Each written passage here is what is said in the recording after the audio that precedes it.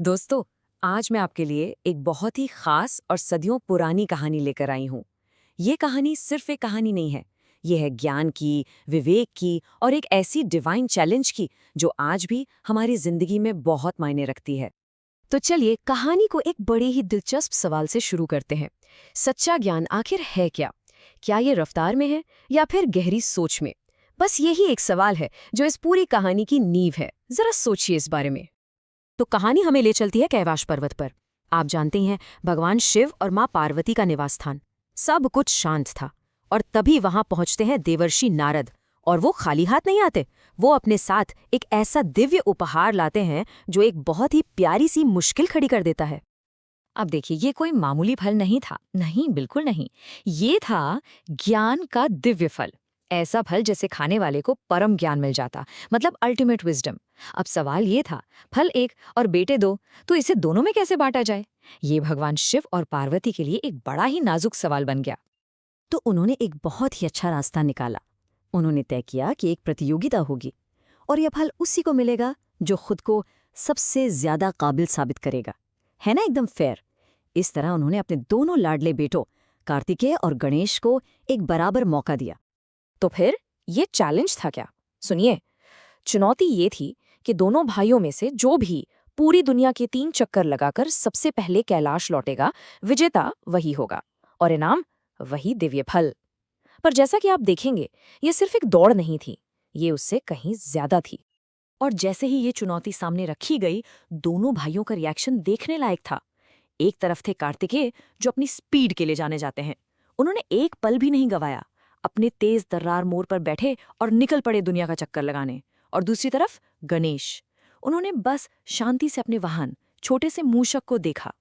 वो जानते थे, स्पीड की इस रेस में वो नहीं जीत सकते।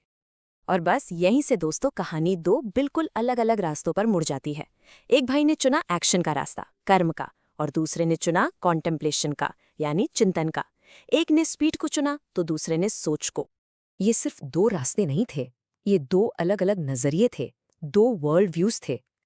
कार्तिकेय का फोकस था स्पीड पर, ताकत पर, बाहरी दुनिया को जीतने पर। वहीं गणेश का फोकस था विवेक पर, भक्ति पर और अपनी अंदर की दुनिया को समझने पर। कितना बड़ा फर्क है ना? तो सवाल उठता है, गणेश ने आखिर किया क्या? क्या वो हार मान गए? नहीं, उन्होंने एक पल के लिए रुककर सोचा। देखिए, उन्होंने प्रॉब्लम को रीफ्रेम किया। पहला स्टेप, उन्होंने समस्या को ठीक से समझा। दूसरा स्टेप, उन्होंने अपनी स्ट्रेंथ्स और वीकनेसेस को जाना। और सबसे इंपॉर्टेंट तीसरा स्टेप, उन्होंने चैलेंज के पीछे छिपे गहरे मतलब को ढूंढा। और फिर उन्होंने जो किया, वो सच में कमाल था। उन्होंने बड़ी भक्ति और शांति के साथ, कहीं और नहीं बल्कि अपने ही माता पिता भगवान शिव और देवी पार्वती के 3 चक्कर लगाए। सोचिए, एक भाई पूरी कायनात नाप रहा था और दूसरा भाई अपनी कायनात के चक्कर लगा रहा था। जब सबने देखा तो हैरान रह गए। उनसे पूछा गया कि उन्होंने ऐसा क्यों किया, और उनका जो जवाब था, उसने तो सबके होश उड़ा दिए। उनका वो एक सिंपल सा काम अपने अंदर ज्ञान का पूरा यूनिवर्स समेटे हुए था। उन्होंने बस इतना कहा, मेरे लिए मेरे माता पिता ही मेरा पूरा संसार है। मतलब उन्होंने समझाया कि जब उनके माता पिता ही उनका पूरा संसार है, तो उनके चक्कर लगाना पूरे ब्रह्मांड के चक्कर लगाने जैसा ही है। उन्होंने चैलेंज के लिटरल मीनिंग को नहीं पकड़ा, बल्कि उसके पीछे जो इमोशनल और स्पिरिचुअल ट्रूथ था उसे समझा। क्या कमाल की सोच है! और बस गणेश की इस गहरी समझ और विवेक को देखकर भगवान शिव और माँ पार्वती इतने खुश हुए, इतने प्रभावित हुए कि उन्होंने बिना किसी हिचक के गणेश को ही विजेता घोषित कर दिया और वो दिव्य फल उन्हें ही मिला। तो ये कहानी तो हो गई, पर ये सदियों पुरानी कहानी आज हमें हमारी जिंदगी के बारे में क्या सिखाती है?